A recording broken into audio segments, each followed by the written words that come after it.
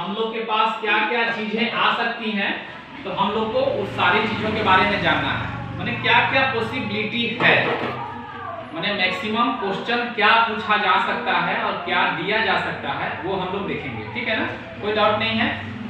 सबसे पहला जो सबसे इंपॉर्टेंट हम लोग को जानना है वो है ड्रॉप फैक्टर, जो आप लोग बार बार बोलते हैं ड्रॉप फैक्टर।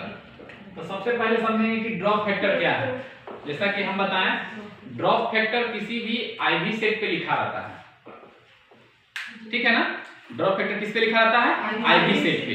अमूमन हम लोग के पास ये भी कर सकता है कि आपके पास मैक्रो का आईवी सेट है या माइक्रो का आईवी सेट है। सवाल में ये भी दे सकता है कंफ्यूजन के लिए, या फिर अगर प्रैक्टिकली किसी को कुछ दिया जाए निकालने के लिए, तो ड्रॉप फैक्टर को ना बता के आपके पास आईवी सेट दे सकता है, तो हमें वहां से ड्रॉप फैक्टर मिलेगा। तो ड्रॉप फैक्टर का मतलब होता है नंबर ऑफ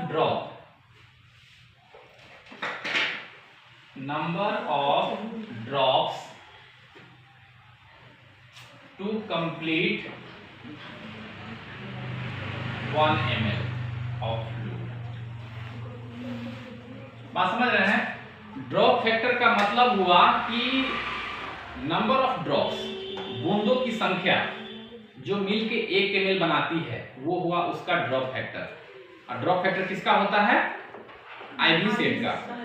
आईवी सेट का होता है ड्रॉप फैक्टर, है ना, चाहे वो 60 हो, 15 हो, 20 हो, वो उस आईवी सेट का ड्रॉप फैक्टर है। मतलब जितना मोटा मोटा बूंद गिरेगा तो नंबर ऑफ ड्रॉप कम हो जाएगा 1 ml बनाने के लिए। जितना छोटा छोटा बूंद गिरेगा नंबर ऑफ ड्रॉप बढ़ जाएगा 1 ml बनाने के लिए। क्लियर है ना? मोटी मोटी बूंदें मिलकर के 1 ml बनाएंगी तो कम बूंदें लगेंगी, और पतली पतली छोटी छोटी बूंदें रहेंगी तो वो ज्यादा मिलेगा। लेकिन ड्रॉप फैक्टर का मतलब हुआ कि 1 ml में आने वाली बूंदों की संख्या, या जितना बूंदों को मिला करके 1 ml बनता है, उसको ड्रॉप फैक्टर बोलते हैं। मैंने कंफ्यूज नहीं होना है, अपने से समझना है इस चीज को।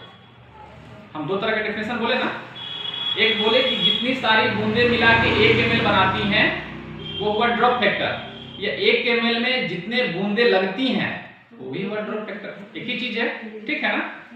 ड्रॉप फैक्टर के बाद एक बड़े अच्छा हम लोग के पास टर्म आता है फ्लूइड। हम लोग के पास हमेशा फ्लूइड आएगा। फ्लूइड का मतलब हो गया आईवी फ्लूइड, जो डॉक्टर के द्वारा एडवाइस किया जा सकता है कि कितना फ्लूइड देना है किसी पेशेंट को। 100 ml देना है, 500 ml देना है, 250 ml देना है, 1 लीटर देना है। तो हमारे पास फ्लूइड हमेशा इसी तरह से रहेगा, ml में चाहे लीटर में। लीटर में रहेगा तो उसको ml में कन्वर्ट करेंगे, हर हाल में ml में कन्वर्ट करेंगे। ठीक है ना।